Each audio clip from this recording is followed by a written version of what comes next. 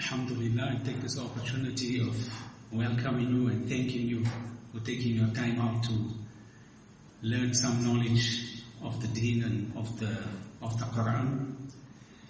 This part in the Live a Meaningful Life series is the hard part 11. Actually, when I prepared the lesson, I thought this should actually have been part 10, and the one we did the last time should be the one that follows.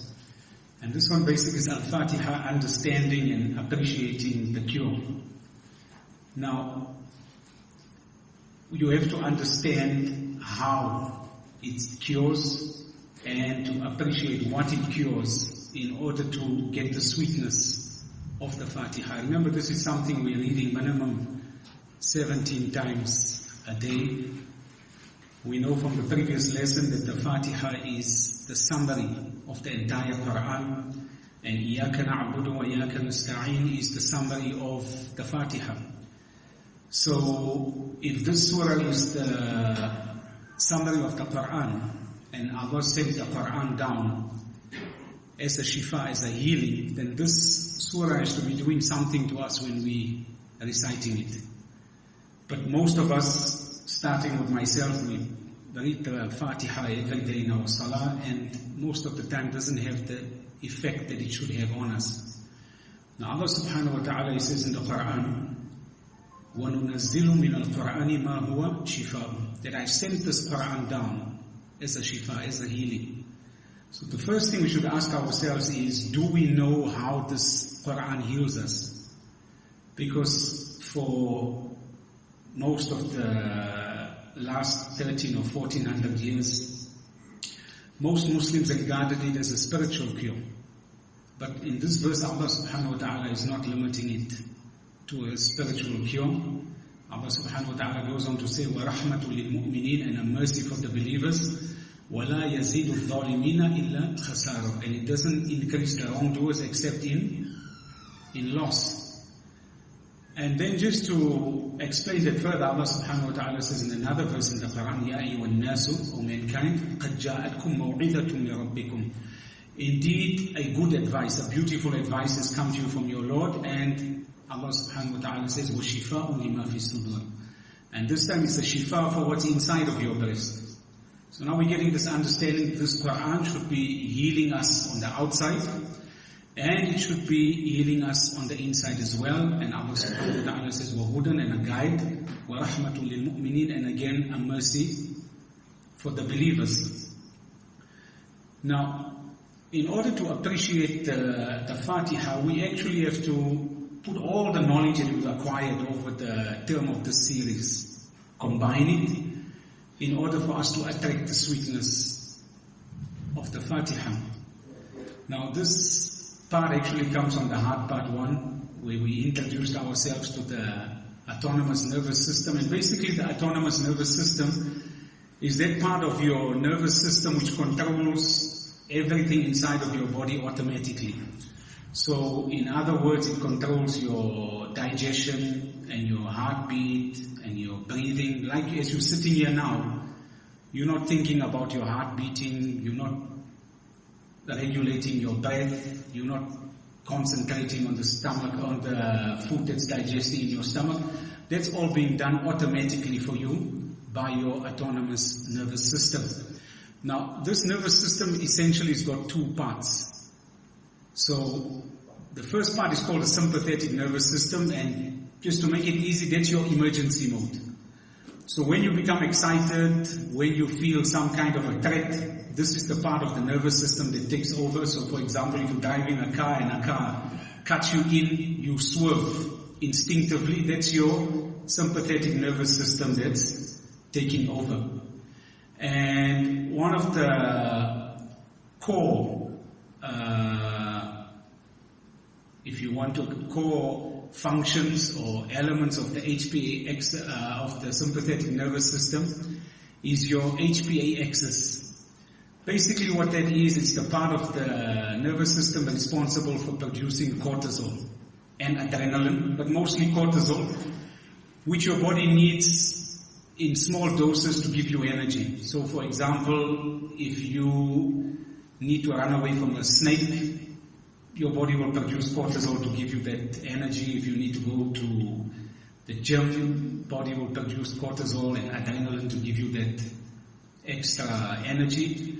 But the body is designed to produce this in small doses. So as soon as the need is suspended or alleviated, then the body should stop producing cortisol, because the body doesn't or can't process cortisol. The only thing it can do with cortisol is to burn it up.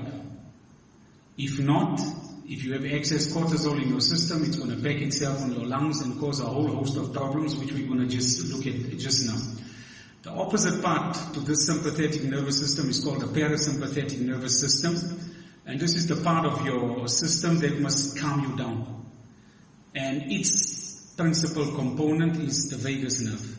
Now, we've been introduced to these things. I'm just going to go through them quickly just to revise their functions and their effects on the body, because essentially this is what all of us need to understand about ourselves.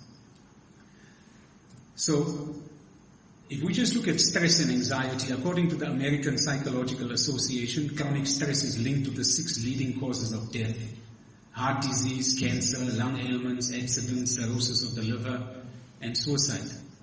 And normally when we get together, we're always talking and saying cancer is so common nowadays. Heart disease is so common, it's appearing in young people. I had a friend of mine, in his early 40s, he went to the doctor last month, and the doctor said, I only treat mostly CEOs of companies in their 40s, and they're all suffering from heart disease. So you can see this is the scourge of our time. According to the same Psychological Association, American Psychological Association, more than 75% of all physician office visits are for stress-related ailments and complaints. Anxiety disorders are the most common mental illness in the US, affecting 40 million adults over the age of 18, and that's like 1 in 6. The World Health Organization says that 5 out of 10 major causes of disability in most countries of the world are related to mental and behavioral disorders. The World Health Organization says up to 95% of people with depression have a diagnosis of anxiety disorder. And stress has been dubbed a health epidemic of the 21st century by the World Health Organization. So, what effect does it have on us? We should look at that and the causes. When we start with the causes, first of all, stress can be caused by external factors. So, for example, if someone is shouting at you, swearing you, bumps into you, that activates stress within you. And then it's activated internally. So if you start to think negatively or pessimistically, you worry about something, you're continuously thinking of some interaction you had with a person negatively, you're starting to produce cortisol inside of you. So stress basically depends largely on the way we perceive it. So for example, you're driving and a guy cuts you in, you can either say, you know what, this guy's in a hurry, let him go, and it causes no stress inside of you. Or you get upset with him and you want to cut him back, and then you start to toxify yourself. In fact, last week when it was raining so heavily, I was driving to town and this guy was driving quite recklessly. And my first instinct was to try and block him. And then I remembered the lesson and I said, let me not behave this way. I slowed down. And the roads were quite wet. And the robot stopped suddenly and this guy skidded and he bumped into the car in front of me. So alhamdulillah, I was saved by just being aware of this.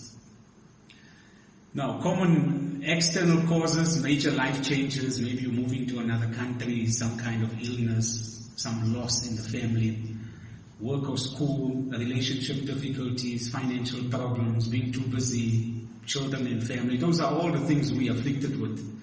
Some of the signs and symptoms, pessimism, the inability to accept uncertainty. We always troubled by things that we're not sure of. Rigid thinking and lack of flexibility. This is something that affects many of us. You know, sometimes you're confronted with something new.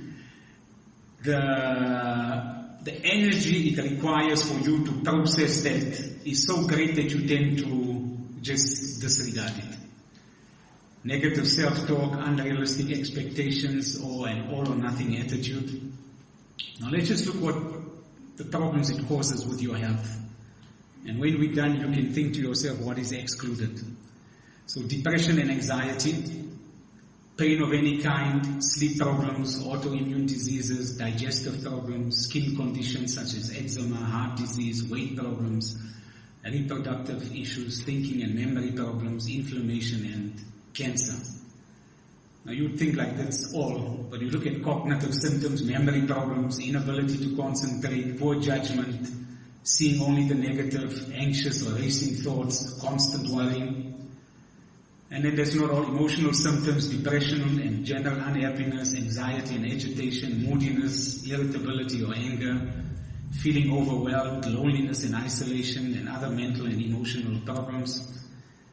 And physical symptoms, it manifests itself aches and pains, diarrhea or constipation, nausea or dizziness, chest pain, rapid heart rate, loss of sex drive, frequent colds or flu, eating more or less, sleeping too much or too little, withdrawing from others, procrastinating or neglecting responsibilities, using substances, and other nervous habits.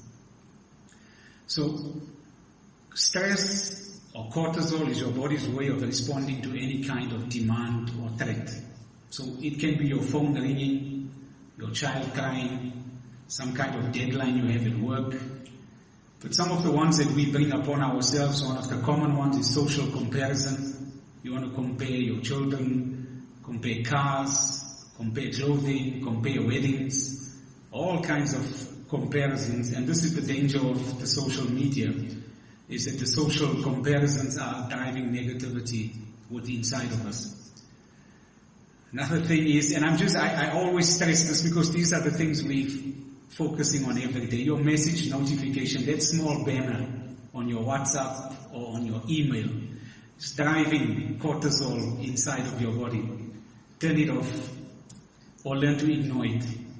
Stress is brought about by pattern interruption. So anything that interrupts your pattern causes stress inside of your body. So if stress is caused by pattern interruption, then something that we really need is a fixed pattern or a routine. We should develop routines or patterns to do everything. This is why systems in business or systems in the way you run your home or run your family affairs is so important.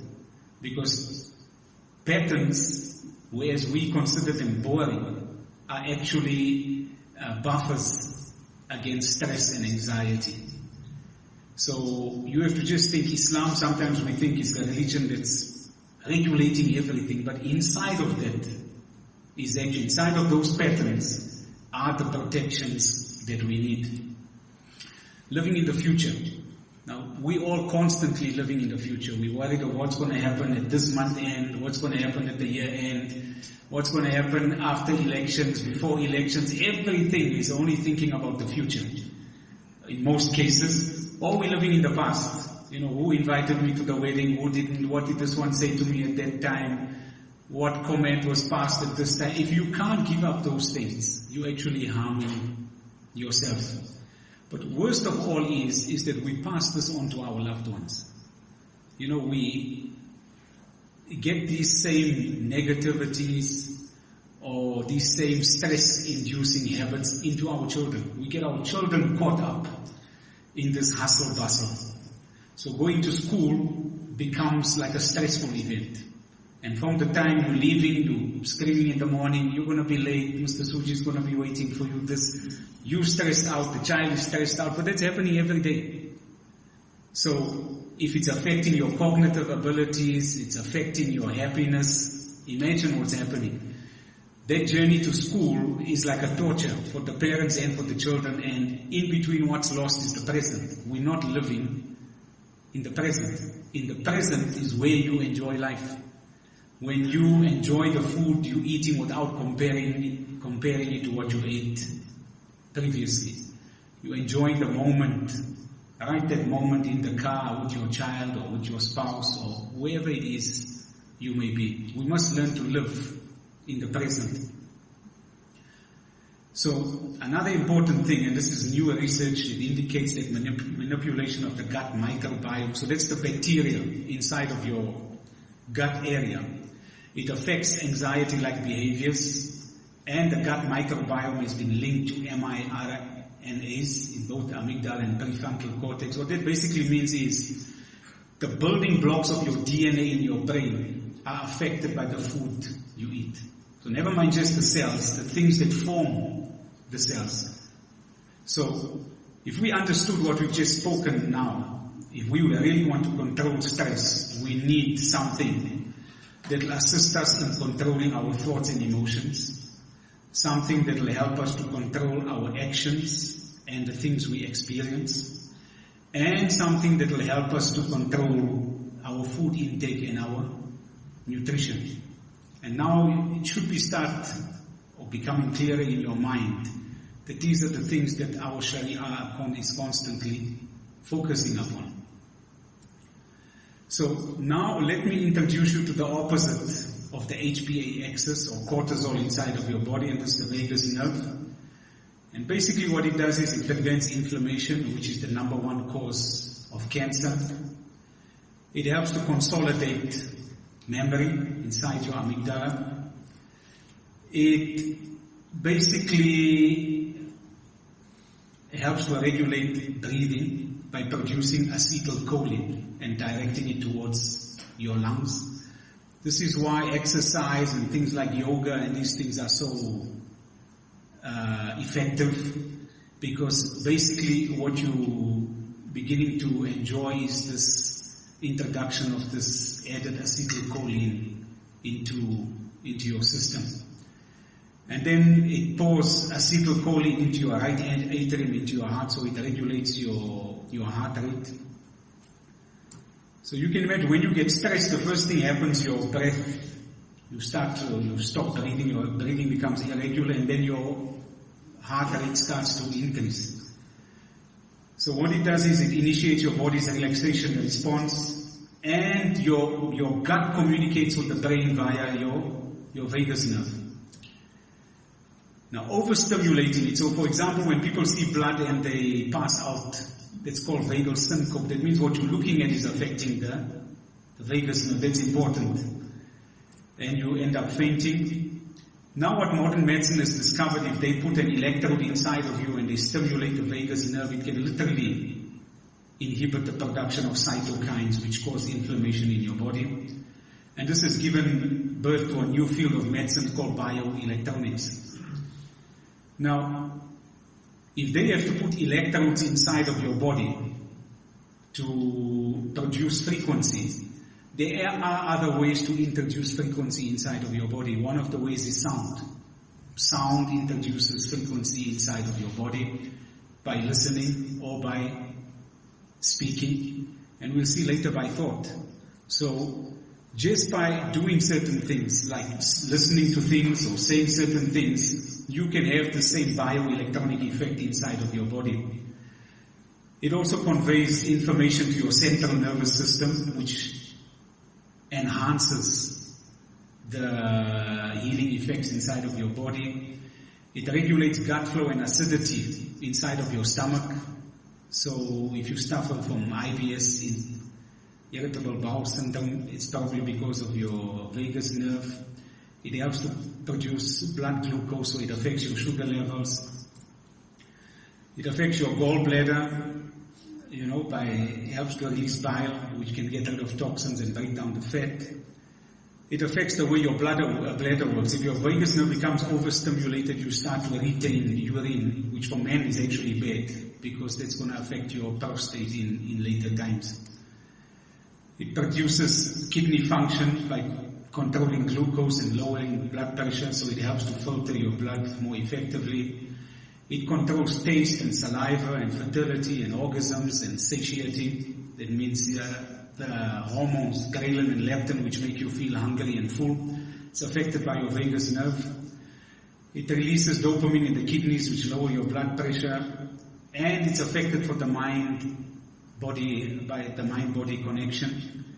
It's affected by kindness and compassion towards others. In fact, the vagal activity of a child can be affected especially by the mother. So you just look at all of us need our vagus nerves to be positively stimulated. Now, if we just look at the classical understanding of the human body, you have the person, you have the heart, which is connected to the brain, and now we know it's connected to the gut, and the gut communicates with the brain, and they both connected to your cortisol system, they connected to your vagus nerve, and basically this affects your hearing, your sight, your speech, your food, your actions, which in turn affects your DNA, which is who we are. Now we're going to look at an old video. Yeah, we're going to come to that. This is an older video, we watched it before, but it's relevant for our talk, so let's just watch it quickly, inshallah. We did an experiment here at HeartMath to study how the information flows between the heart and the brain. And we actually discovered something quite remarkable, something that surprised us.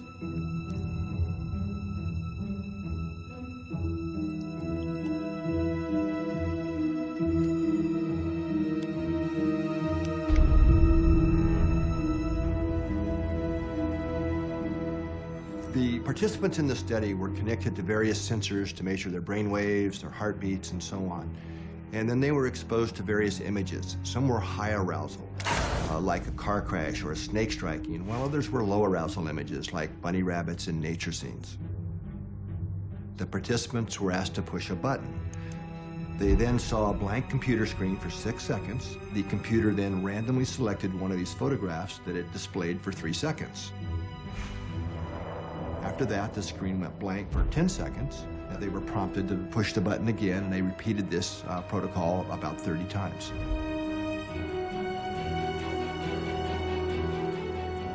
When we analyzed all the data, the results were astounding. The heart seemed to know the images before the participants ever saw the images with their eyes. Let me just pause and dial your mind to that point. If you hear what the guy is saying is that the heart knew what was going to come up before it even came up on the computer screen. So the heart was processing information before the eyes were even getting hold of it. It's very important. That means there's some kind of messaging that's happening that's even faster than our senses.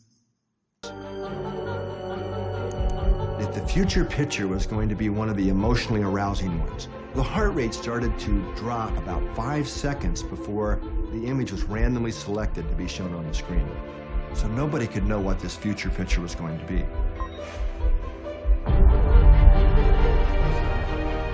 The heart had a much greater deacceleration than if it was going to be a calm picture.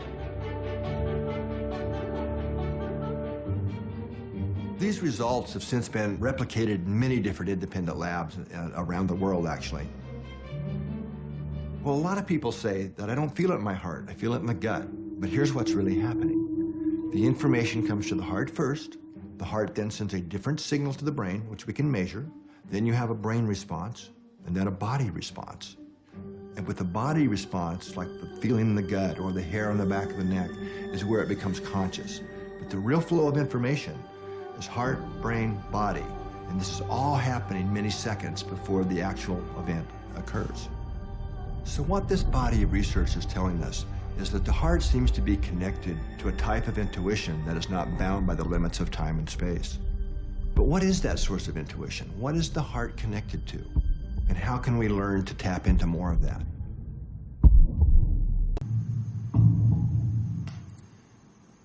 So you can see that even science is beginning to see that the physical heart is connected to something else. Just one important thing about that video.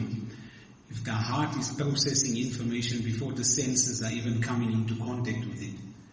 When we dealing with people, sometimes you're thinking negatively about the person you're dealing with, but maybe you're smiling and showing a good face. But the heart is picking up that negativity. So there's no substitute for sincerity and ihsan. You cannot fool your heart.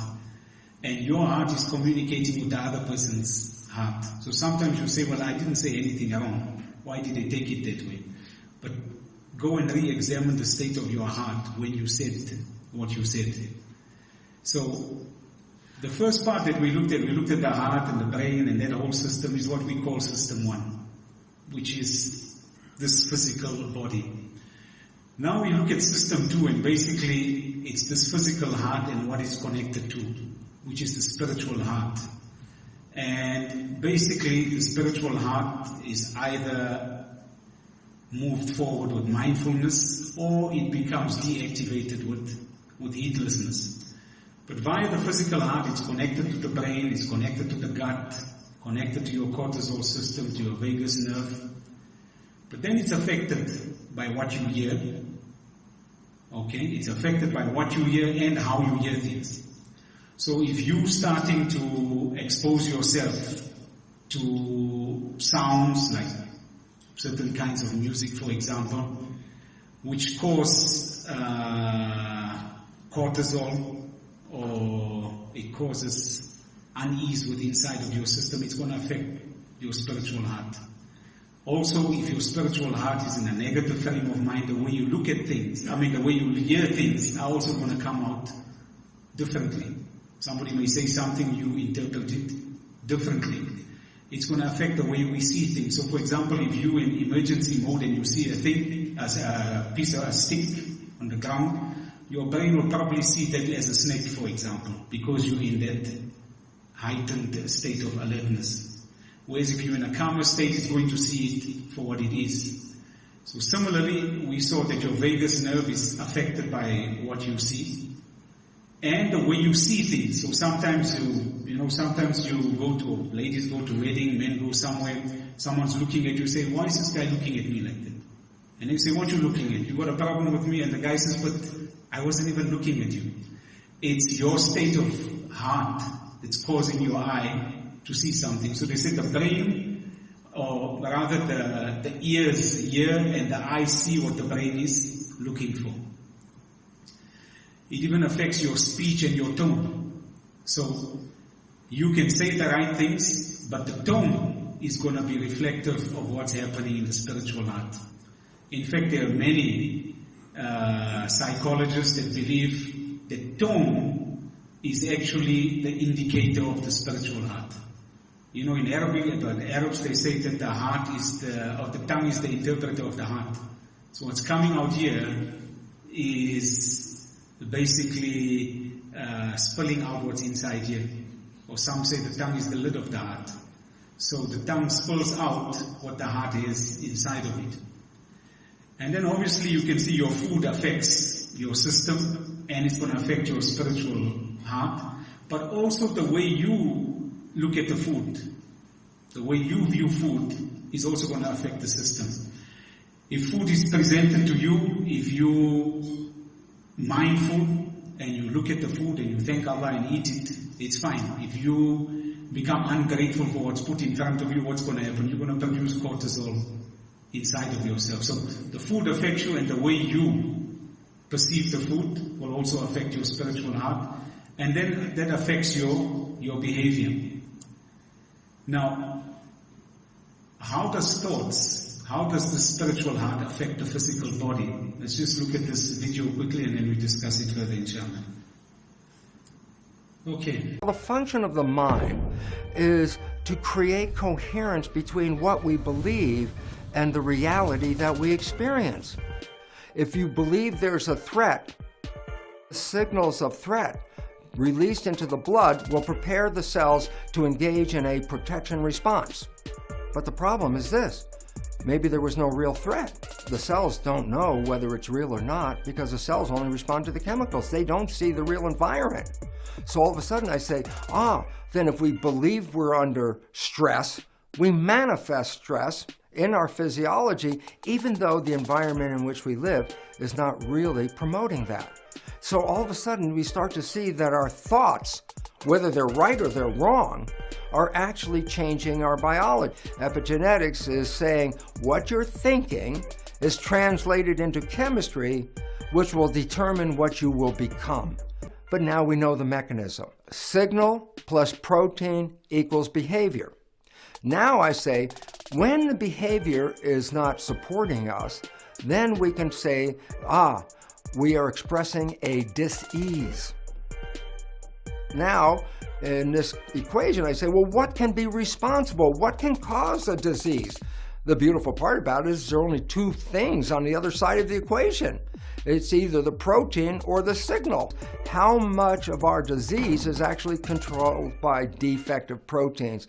And the most amazing fact is this, that flawed genes cause less than 1% of disease. If only 1% of disease is related to proteins, going back to the chart says, well then, the other cause of disease must be some alteration in the signal. So I say, the signal can cause up to 90% or more of disease that we experience on the planet. Perhaps the most important cause of disease influencing the signal is really nothing wrong with the body at all. But what it represents is this, the influences of our thoughts. Our thoughts are what are translated into the chemistry. Now, why is this relevant? If we have a disease due to thought, it's not because the body is defective, it's because the signal is inappropriate. And this is really important because it is recognized now that our consciousness is the primary problem in the issues of health on this planet, especially as they relate to stress. And that this issue is nothing organically wrong with the body. It's just that we're sending inappropriate signals at an inappropriate time, which leads to inappropriate behavior, which we call disease. So basically, this is from the last, this slide from the previous lecture, thoughts have power. And the nexus between the body and the soul is the mind. So remember, these two systems are communicating with each other. And when these two things, the spiritual and the physical, come together, we're calling that the mind. And the language, the interface, the way these two systems communicate with each other is language. Now, what it means is our experience depends on the meanings we assign to our experiences. So we just said earlier, if somebody cuts you in the road, if you assign a negative meaning to that, it causes stress inside of you. And if you decide to let it go, then there's no stress that's caused. So similarly, they say two prisoners sitting in the prison, they look out of the window, one sees the stars and the other one sees the mud. It depends what you look at. So if language is the interface between system 1 and 2, and why science is beginning to say this is because they find that when you're thinking to yourself, when a human being is thinking to himself, all the parts of the brain involved in speech are activated. There is a dialogue literally happening inside of you. Now, this is amazing because Allah subhanahu wa ta'ala told us in the Quran, He said, وَلَقَدْ خَلَقْنَا الْإِنسَانَ وَنَعْلَمُ مَا تُوَسْوِسُ بِهِ نَفْسُهُ. Indeed, we created man and we know what he whispers to himself. وَنَحْنُ أَقْرَبُ إِلَيْهِ مِنْ حَبْلِ الْوَرِيدِ. And we closer to him than his jugular vein. Now, the important thing here is that if language is what assigns meaning to our experience, and it affects our mindfulness or our heedlessness, then we have to start to examine where we get our knowledge from. So in terms of the brain and the spiritual heart, it gets its knowledge from two sources basically. The first one is abstract knowledge. So for example, you can read a book and get some knowledge from there. You can get some information from somebody. Somebody can teach you something, like a teacher at school. You can get knowledge from them. Or you can get it from practical experience. You do something over and over and you get knowledge of that. But for us as human beings, and especially Muslims, we know that there's a third factor in acquiring knowledge, and that's the waswasa of the shaitan. And why you see that wolf there is because Imam Ghazali says that the shaitan is more aggressive than a wolf on the spiritual heart of human beings. He is leaving nothing or no stone unturned in trying to deal with you. Now, when we look at the non-Muslims, for example, this is where their experience of life, they have to continuously try and build, with trial and error, their knowledge. But we don't have time to rely on that. If you just look at knowledge now, 30 years ago, eggs were very bad for you, caused heart disease. Now they say you should have at least 3 eggs a day. It's one of the best things you can have for breakfast. Cholesterol was the biggest thing in heart disease, and now all of a sudden in 2018 they say there's no such a thing as cholesterol, good cholesterol and bad cholesterol. You should read up the research. Okay? If you look at statins, for example, which is medication that they use in heart disease, it's discovered that human beings have been taking it for 50 years and it's absolutely ineffective. In fact, it causes more problems for your heart than relieves it. So their system is a system of trial and error. And by the time if ever they get it right, we'll be all off the planet. So we can't rely on that. So let's just look here at the spiritual heart. Imam Ghazali says that the spiritual heart's got 3 parts. It's got the appetitive soul, the emotional, and the intellect. Okay? Now, the shaitan, first of all, is tapping into all 3 of these parts of your soul. The first one, the appetitive, or your animal, your bestial part of you, it's extreme. So it's got 2 extremes, the top extreme and the bottom. Its highest extreme is what drives you towards greed, to passion, to desire. Its middle part, its moderate part, or its beautiful part, the beautiful part of the appetitive soul is patience.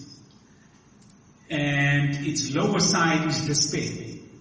So some people are greedy and they go out to get more. Some people are lethargic because they're in despair, they're not going to get anything. But the real beauty of the appetitive soul is patience. That means you continue in spite of the fact that maybe things are not going your way. For example, the Prophet ﷺ says, أَفْضَلُ الْعِبَادَةِ إِنْتِزَارُ الْفَرْجِ, that the most excellent ibadah is waiting for the outcome, for the opening. That means you're making dua, the opening's not coming, but you patient on it, you know that it's coming. The Prophet ﷺ says that's the most beautiful ibadah. The second part of your spiritual heart, and you can see that these correspond to parts of your brain, right? We know the brain has got a reptilian brain, it's got the limbic or the emotional system, and then it's got the cortex, which is the intellectual part. And the emotional part of your brain, or the predatory part of your brain, as Imam Ghazali calls it, is responsible at its higher level for anger, for pride, for cruelty, for oppression, for belligerence. It's beautiful, but its moderate component is bravery and courage. That means you get the will to do what's correct and necessary. And its lower part is cowardice. Right? You lack the courage to do what's necessary. And the same thing with the intellect. You have too much intellect, you become sly and devilish. So in business they say that guy was watching me sharp. And what that means basically is going to outsmart you. Unscrupulously is going to try and get the better of you. Its moderate part, or its middle, or its beautiful part is wisdom and justice. And its low end, when it's deficient, is ignorance and dullness of the intellect. Now in essence what should happen is the intellect should bring those other 2 under its control. When the body becomes excited, when you become stressed out, you actually giving more energy to the 2 bottom parts, to the emotional and the appetitive. So Sheikh Nasser was rushing to masjid the other morning, Fajr time, and then he sent me a message and he said, I'm sorry, I was rushing. And we were just talking before we came, he said, well, one of the wisdoms that you don't rush to Salah is because Salah is designed to calm you down. So let's say Allah says, Inna salata tanha anil fahsha'i, that Salah should prohibit you from fahsha, which is obscenity, which ties into your appetitive soul. Wal munkari, and wrongdoing, and so we know that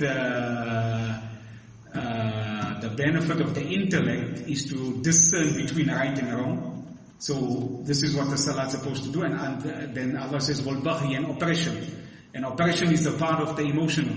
So literally when you look at the salah is designed to keep these 3 parts of your spiritual heart in balance.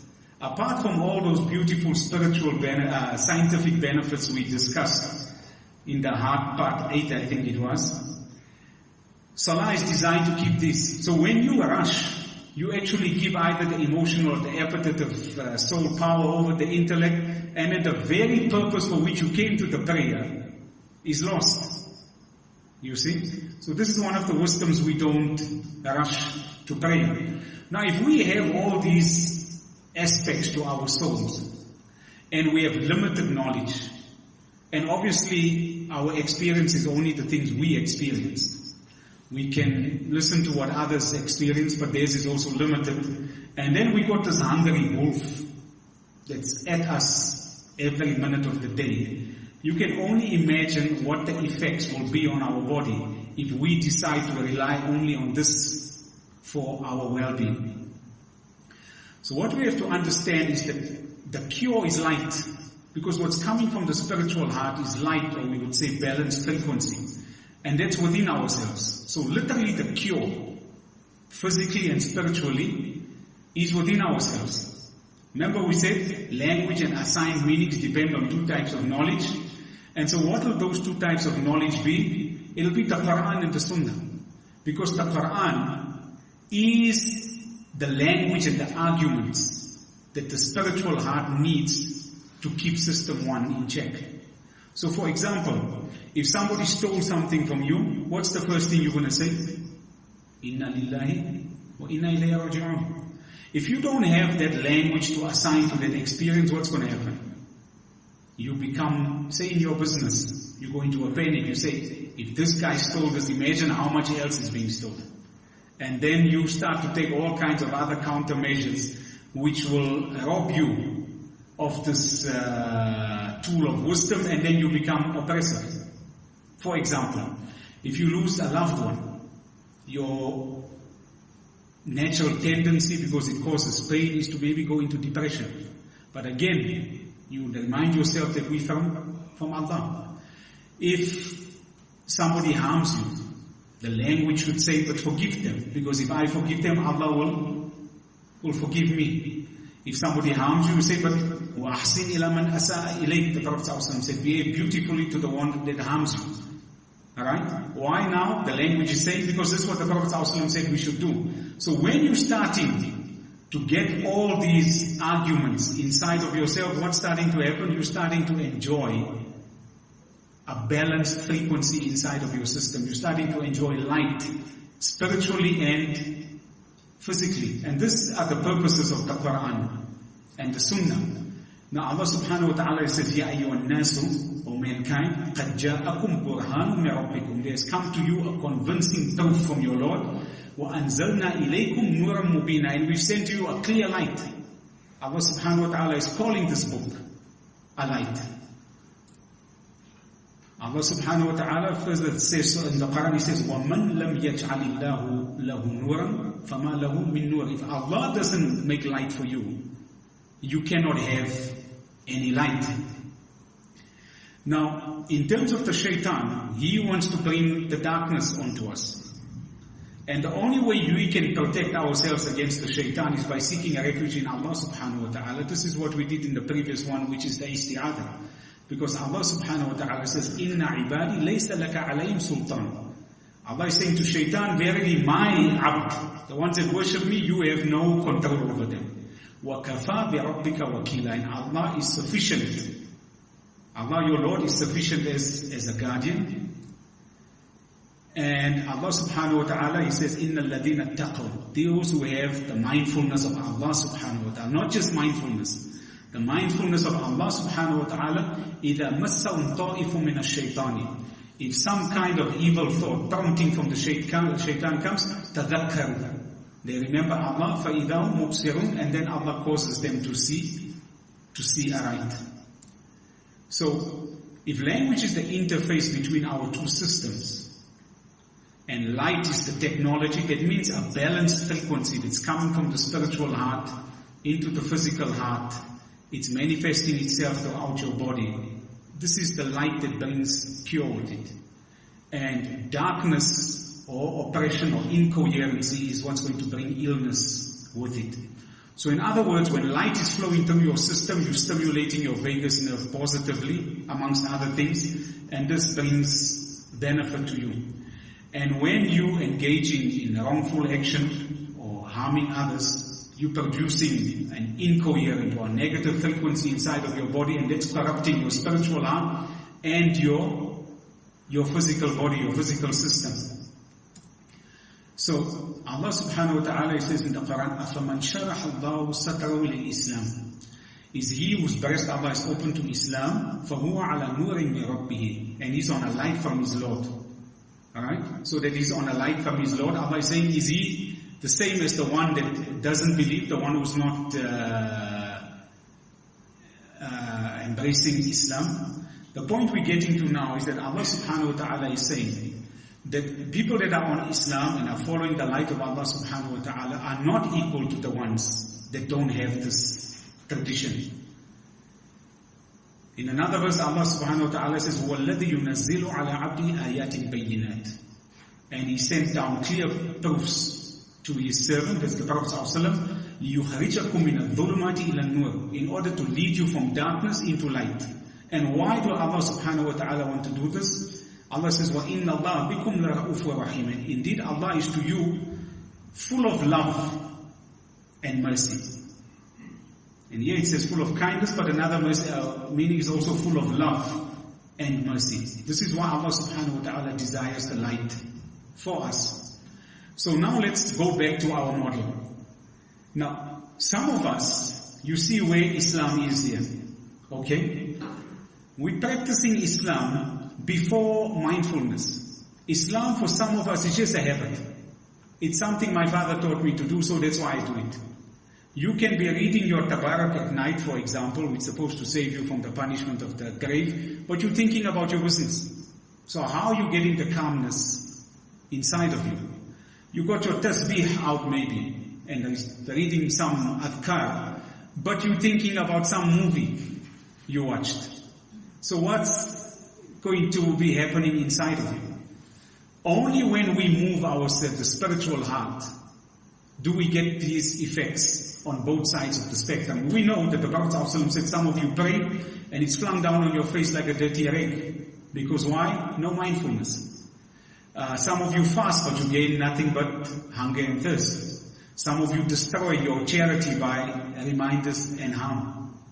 Why? Because there's no mindfulness. There's no taqwa. There's no khushu' involved in those. There's no ikhlas involved in those actions. Now, if you think that sounds a bit far-fetched, Allah subhanahu wa ta'ala says in the Quran, He says, قَالَتِ الْأَعْرَابُ آمَنَّا That the desert Arabs, they said, we believe. Allah subhanahu wa ta'ala said, قُلْ لَمْ تُؤْمِنُوا No, you don't believe. وَلَكِنْ قُلُوا أَسْلَمْنَا Say, no, we Muslims. وَلَمَّا يَدْخُلِ الْإِيمَانُ فِي قُلُوبِكُمْ Why Iman is not inside of your heart? You're Muslim, but you haven't progressed to the level of Iman. So, now if we look at the model, we now have some Muslims that have mindfulness. Okay? So now we, on the other side, if you look here, we away from here, on this side of the spiritual heart, and so we following Islam, but our knowledge is not the knowledge of the Quran, and our experience is not based on the Sunnah. We're looking at what the kuffar are doing in business, and we want to follow that. We're looking at the way they hold their ceremonies or whatever kind of understandings of life they have, and that's what we want to follow. So the language is not the language of the Quran, and the experience is not the experience of the Sunnah. And if you don't have those two, then you're still exposed to the waswasa of the shaitan. So we have to be careful. Are we Muslim on this level? Or are we going to progress to the next level? You know, many times what we talk in business, you say, well, in today's time, if you, for example, don't deal with the bank, it's not possible in today's time. What you're starting to do is to corrupt your language. Because this is against the language of the Quran and the Sunnah. You have people sometimes maybe I mean, I met a man, for example, that came to sell me insurance, health insurance, and he said, in today's time you must have it, for example. Now, it may be so, but you can never regard that as what has saved you. Allah subhanahu wa ta'ala, Allah says, وَمَن نَصْرُ إِلَّا مِنْ عِنْدِ اللَّهِ. There's no assistance except from Allah. So don't corrupt your language. In fact, this man, he came to sell me the medical insurance, and then he said, I went to Malaysia, and I had such a severe heart attack, and they did a bypass for me, and it cost me 300 rand in the Malaysian hospital. So you must have this. What if the same thing happens to you? And as he was saying to me, I was thinking, look at this, the man that's selling it. Allah showed him that he cured him without him having to need what he sells. You see? So let us not corrupt our language. This is why the Fatiha and the Quran are so important.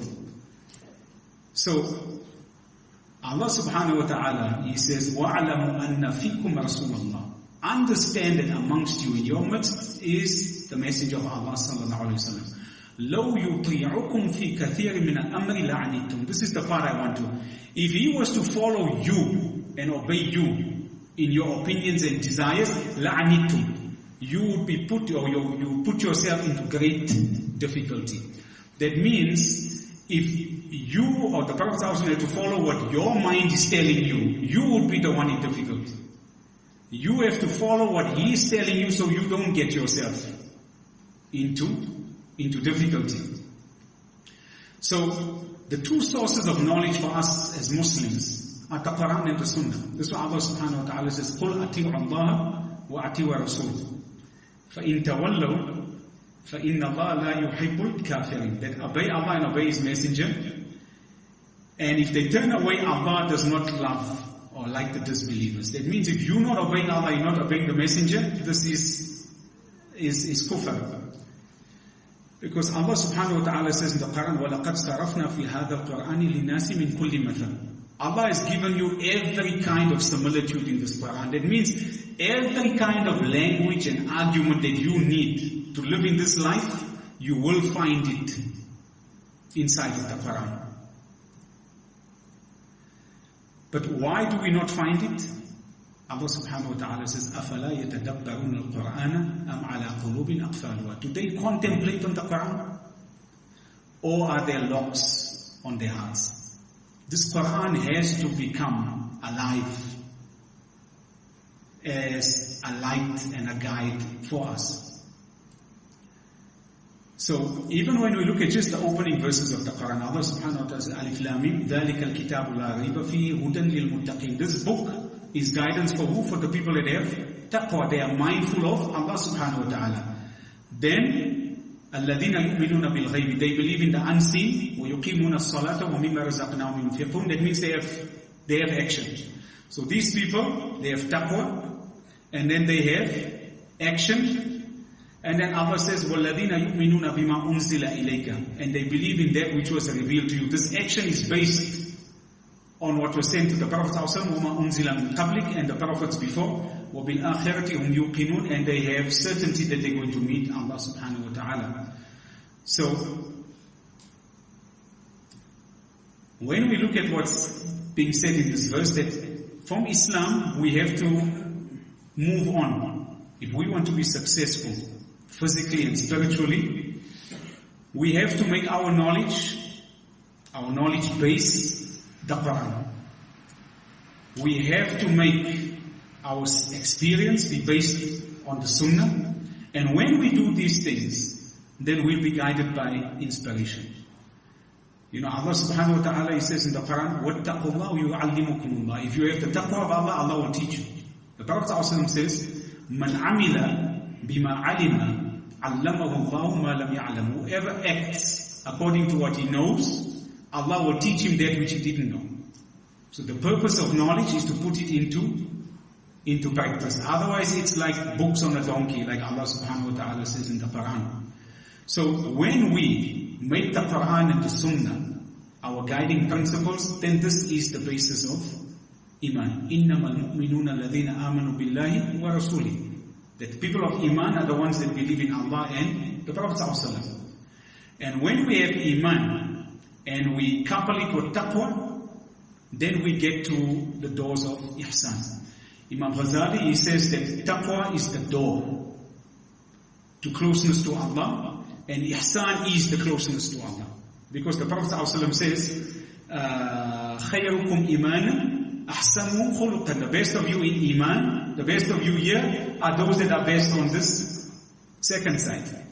So if we can progress beyond here, what we find is Allah subhanahu wa ta'ala. And when we find Allah subhanahu wa ta'ala, we find the light, which we know is the currency now of the spiritual soul and the physical body. We find the rahmah. Allah subhanahu wa ta'ala says, فَلَوْلَا فَضْلُ اللَّهِ عَلَيْكُمْ وَرَحْمَتُهُ مَا زَكَى مِنْكُمْ مِنْ أَحَدٍ. If it was not for the rahmah and the fadl of Allah, none of you could have purified yourselves. وَلَكِنَّ اللَّهُ يُزَكِّي مَن يَشَاءُ. Allah purifies who He wants to. And the Prophet ﷺ says, no one's going to Jannah except through the rahmah of Allah subhanahu wa ta'ala. It's what Allah we find the barakah. تَبَارَكَ الَّذِي بِيَدِهِ الْمُلْكِ. The barakah is in the hands of the one that owns everything. And this is what we're searching for. We're looking for ihsan. وَمِنُ مَنْ يَقُولُ رَبَّنَا آتِنَا فِي الدُّنْيَا حَسَنَةً وَفِي الْآخِرَةِ حَسَنَةً وَقِنَا عَذَابَ النَّارِ. Allah says, and of them are those who say, we want ihsan in this dunya and ihsan in the akhirah, and save us from the fire of Jahannam. And how do we get the ihsan? Is by performing ihsan. هَلْ جَزَاءُ الْإِحْسَانِ إِلَّا الْإِحْسَانِ. Allah says there's no reward for ihsan except you get ihsan back to you. And this is how you get guidance. Allah says, فَمَنِ اهْتَدَى زَادَهُمْ هُدًى. If you incline to the guidance, I increase you in guidance. وَأَتَاهُمْ تَقْوَاهُمْ. And I give you your taqwa. And now if you understand the system, right? If the light affects the body, that means if we decide to do something wrong, we've actually harmed ourselves physically. How would we undo that? One of the most powerful things is istighfar. When you make the tawbah, Allah removes all the information. So tawbah in itself is like a medicine. Alright? The Prophet ﷺ said, Man lazim al-istighfar. If you are consistent in istighfar, جَعَلَ اللَّهُ مِنْ كُلِّ هَمٍّ فَرَجًا. Now what is ham? Ham in Arabic is anxiety. Look at this hadith. Allah is going to save you from what? From anxiety. Okay? وَمِن كُلِّ ضِيقٍ مَخْرَجًا. And from every constriction, it's going to give you a way out. So here Allah is saying, what will istighfar do? It's going to safeguard you from the things that bring stress and produce cortisol inside of your body. وَيَرْزُقُ مِنْ حَيْثُ لَا يَحْتَسِبْ. And He'll provide for you from sources you didn't know existed. And then we know we live in this world where there's so many variables. We can't control what Malema does, you can't control the price of oil, but what we can do is to petition the Lord. You have the nasr of Allah. And one of the keys to the nasr of Allah is patience. Alright? Inna ma'al usri yusra.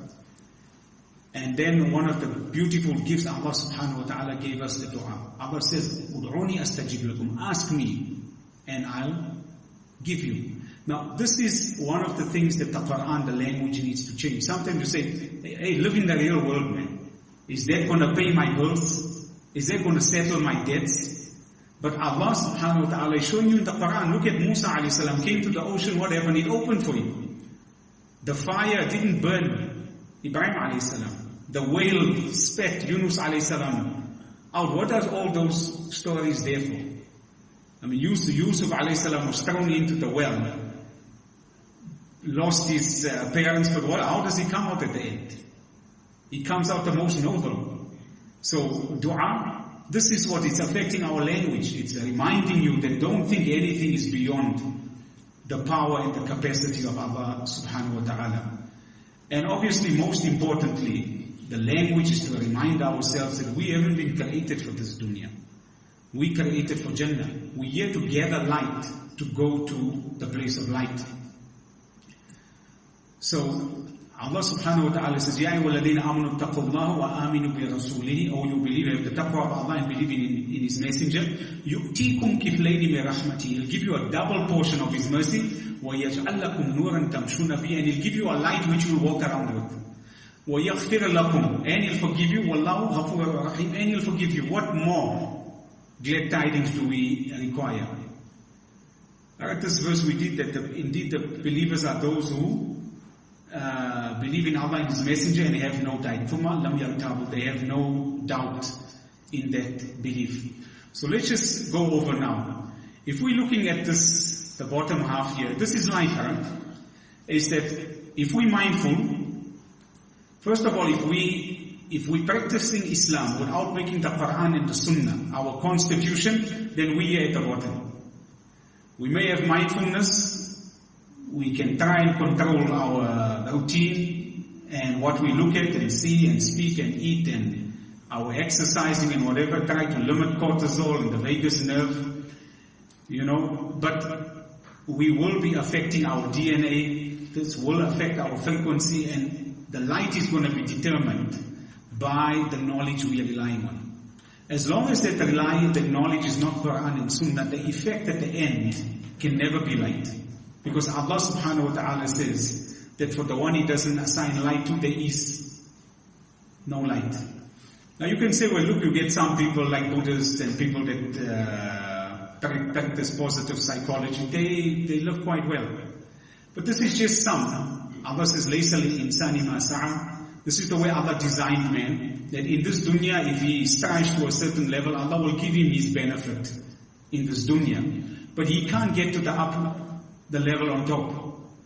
Alright? On the level on top, there's no entry. The entry to that top level is Islam. But Islam is not enough. You have to come to Islam and submit to the Quran and the Sunnah. Because you have to be, Jannah is for the mu'minun. And then you have to come with the ihsan and taqwa, and this is how you find Allah and you find the gifts of the deen, or the gifts of the world rather. Now if the outcome of your spiritual heart is light, is frequency and light, then we have to understand what we're exposing our bodies and our minds and our spiritual hearts to. They affect our frequency. This affects your light, and this affects your health. It affects your wealth, it affects your family, it affects the way people look towards you, whether they love you or dislike you. In effect, it affects your happiness. It affects your socializing with people. So it affects you as an individual, it affects you with your family, it affects you with your wider family, with your community, with the ummah at large. We need to surround ourselves with positive people. In psychology, they now say that having one positive person in your company increases your probability of happiness by 9%. Okay? And negative social interaction is more harmful for you than smoking 15 cigarettes a day. Imagine that you're sitting with somebody and all they do is complaining. Telling you about how bad the country is, how you need to move the economy, this is bad, that is bad. What you don't realize is worse than smoking cigarettes. And it's more harmful to your body than even obesity. So we affecting everyone around us, and who we expose ourselves affect us in turn. When your frequency is even in contact, remember the Prophet ﷺ said, that person that teaches somebody something good, even the fish in the sea make dua for them. How? Because there's a connection. If you're generating light, you're connecting to everything around you. And darkness, well then you suffer for it. Even the insects, the Prophet ﷺ said, even the ant in his hole makes dua for that person that teaches somebody something good. The trees, we know that the Prophet ﷺ said that 3 people get up to pray, even the trees, and they give adhan, the trees will bear testimony for them. The Heart Math Institute, they have a project going. It's part of the Global Coherence Initiative. They got all these trees that have all these sensors on them. And basically what they're finding is that when there's big shifts, emotional shifts in the world, that means like the World Cup is happening or some war happening somewhere, they can detect that on the trees. The trees in Boulder, Colorado are registering global emotional activity. Everything in the system is connected. And then we connected to the universe. Alright? We know that the Prophet ﷺ says, if you commits sin, Allah withholds the rain. There is some, right, planetary consequence. If you go outside and make Salatul Istisqa and pray to Allah, Allah will send the rain. We know the verses from the Quran. The Prophet Allah says in the Quran about the Christians, He says, وَقَالُوا اتَّخَذَ الرَّحْمَنُ وَلَدًا. They said Allah took a son. Allah says, لَقَدْ جِئْتُمْ شَيْئًا إِدًّا. They've come with a terrible thing. تَكَادُ السَّمَاوَاتُ يَتَفَطَّرْنَ مِنْهُ. The heavens are almost torn apart. وَتَنْشَقُّ الْأَرْض. And the earth is almost split. وَتَخِيرُ الْجِبَالُ حَتَّى. And the mountains almost collapse. أَنْ دَعُوا لِرَحْمَنِ وَلَدًا. Just because they said Allah has a son. So this speech and this light that we're emitting is affecting everything around us. So imagine this now. We are looking for a system which will teach us to think, regulate our emotions, teach us how to act and to interpret our experience, and to teach us how to eat. And by doing that, we affect everything in the entire universe. So imagine if you have something that can do this. Will this not be a great gift to us? Alright? Now, this is what Islam is. You know, if you ask many Muslims and say, what is Islam? Well, they say, well, Islam, you should pray 5 times a day and do this and do this. Or some will say, well, you have to worship Allah subhanahu wa ta'ala. And that's true. But what did Allah call Islam? He said, Al-yawma akmaltu lakum dinakum. This day, I perfected your deen, your way of life for you. وَأَتْمَمْتُ عَلَيْكُمْ نِعْمَتِي. And I completed my favor. Allah called this deen a favor. Alright? And then Allah subhanahu wa ta'ala says in another verse in the Quran, He says, مَا يُرِيدُ اللَّهُ لِيَجْعَلَ عَلَيْكُمْ مِنْ حَرَجٍ. Allah never intended to make things difficult for you. وَلَكِنْ يُرِيدُ لِيُطَهِّرَكُمْ. But He wanted to purify you. وَلِيُتِمَّ نِعْمَتَهُ عَلَيْكُمْ. And He wanted to complete His favor upon you, لَعَلَّكُمْ تَشْكُرُونَ. So that you can be grateful. So that you recognize this favor of Allah upon you. And we'll see in the next one, when you're grateful, you're still the beneficiary of that. Now Allah subhanahu wa ta'ala, He says in the Quran, He says, وَلِأُتِمَّ نِعْمَتِي عَلَيْكُمْ وَلَعَلَّكُمْ تَهْتَدُونَ. What's the purpose of guidance? So that I can complete my favor upon you. So let's look. Allah says, now this was to Adam alayhi salam, right? Allah said, قُلْ نَهْبِتُ مِنَا جَمِيعًا. All of you go down. Adam, Hawa and Shaitan, and all of us out of Jannah. Alright? فَإِمَّا يَأْتِيَنَّكُمْ مِنِّي. And if any of you comes wouldn't comes guidance. Now this is the important part. فَمَنْ تَبِعَ هُدَايَ.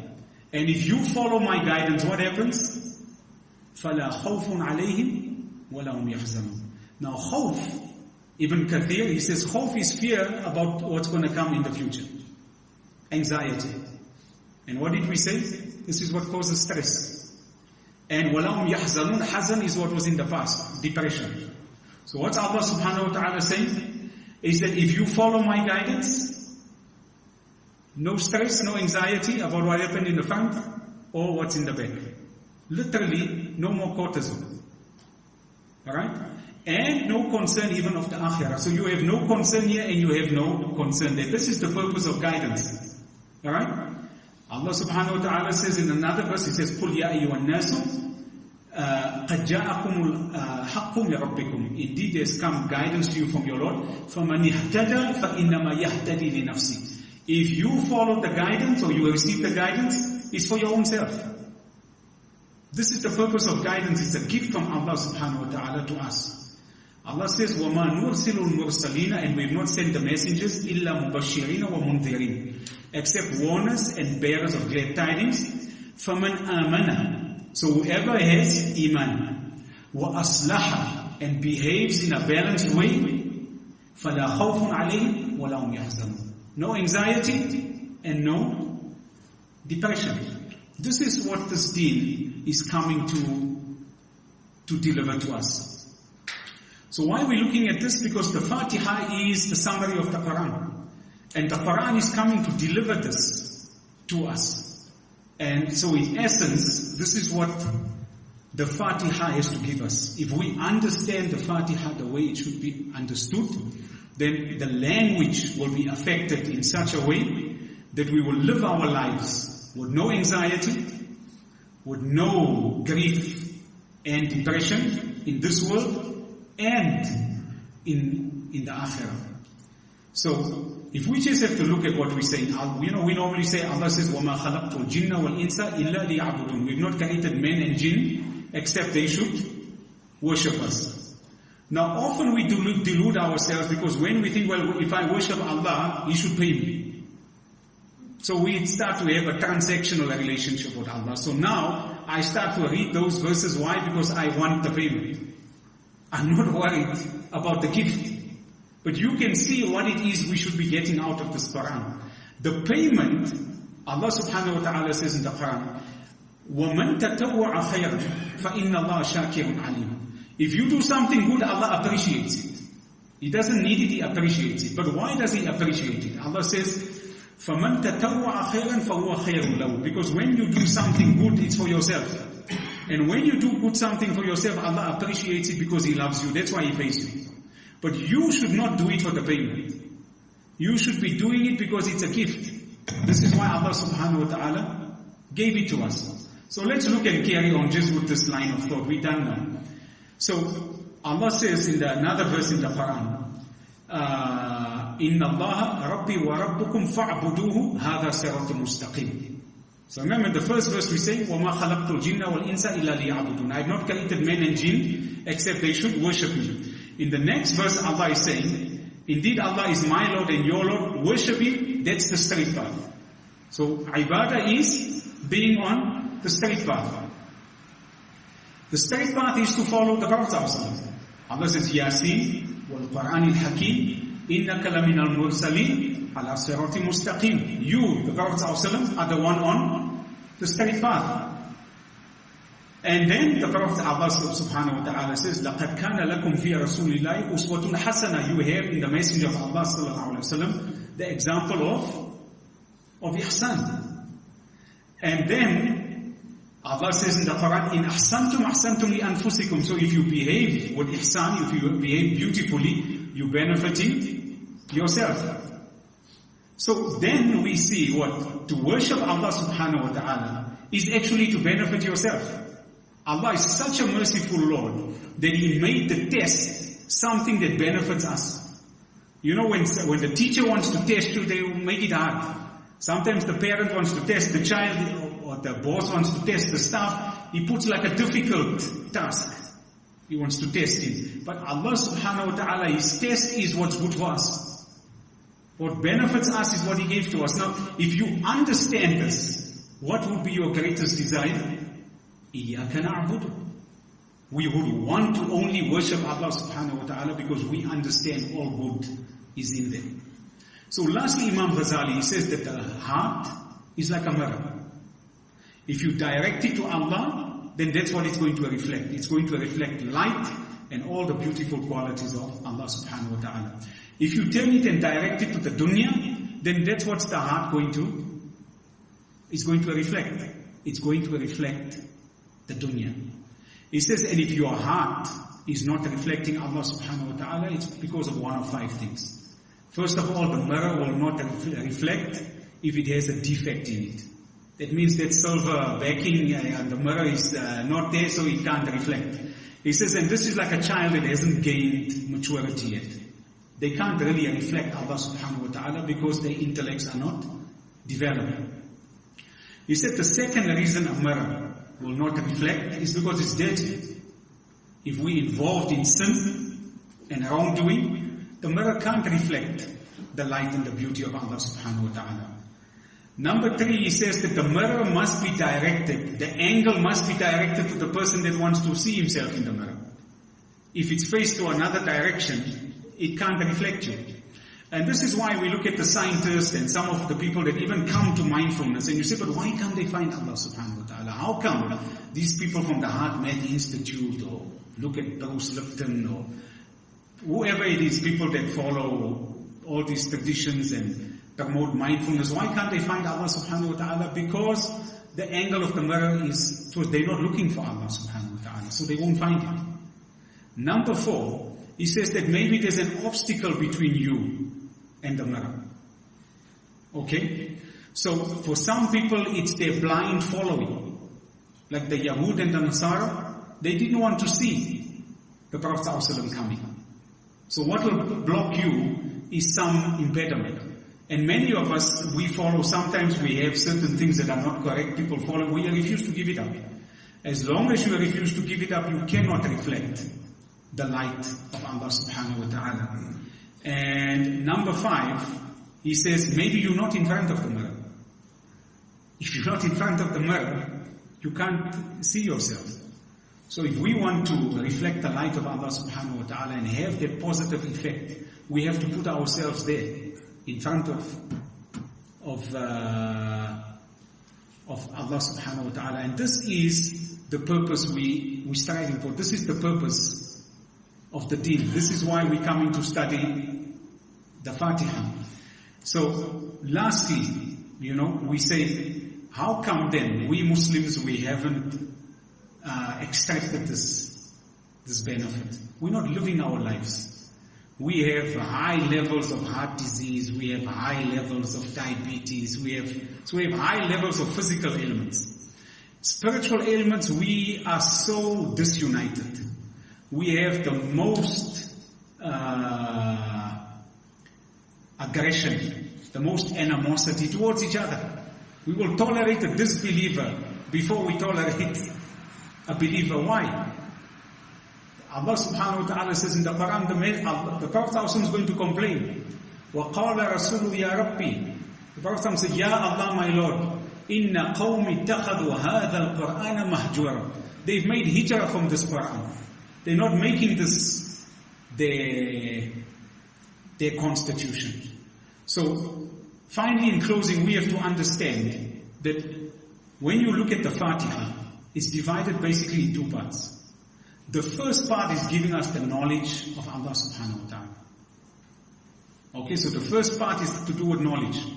The second part is to do with what? With guidance. So with physical, with action.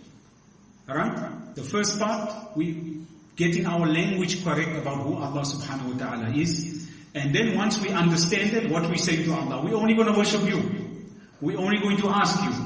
Guide us on the straight path. And we want the path of those who you favored, which is the Prophet ﷺ and the Shuhada and the Siddiqun and the Salihin. So the first part is to do with knowledge.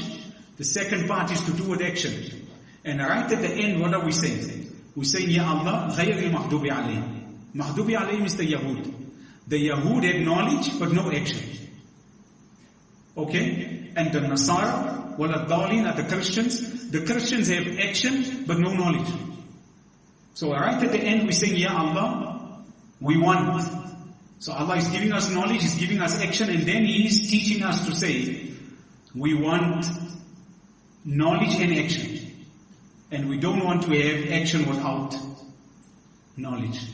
And this is the purpose we have to go through the Fatiha. And now I think inshallah we have the background, and the next lesson inshallah we will start with Alhamdulillahi Rabbil Alameen. أقول قولي هذا وأستغفر الله لي ولكم ولسائر المسلمين فاستغفروا إنه هو الغفور الرحيم.